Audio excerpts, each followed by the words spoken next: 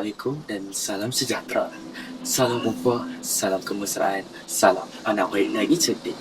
Saya Muhammad Farhan Fikran bin Muhammad Azizi dari Sekolah Menengah Kebangsaan Datuk Wan Ahmad Hasji.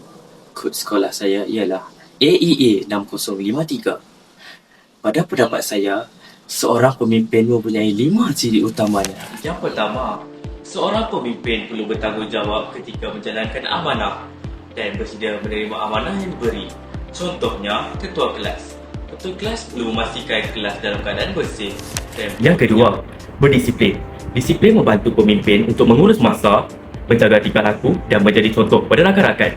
Contohnya, pemimpin perlu hadir awal ke sekolah dan mematuhi peraturan sekolah.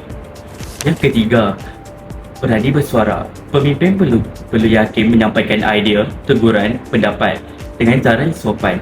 Misalnya, pemimpin mampu memberi pendapat semasa perbincangan di dalam kelas. Yang keempat, prihatin. Pemimpin yang baik akan mengambil berat terhadap orang di sekelilingnya. Contohnya, membantu rakan dalam menghadapi masalah dan membantu guru apabila diperlukan. Yang kelima, kerjasama. Pemimpin tidak bekerja berseorangan, tetapi mampu bekerja sama untuk mencapai kejayaan. Bak kata pepatah, berat sama dipikul, ringan sama dijinjing. Bagi saya, pemimpin muda bukan sekadar memegang jawatan, tetapi yang mampu memberi contoh yang baik kepada rakan-rakan.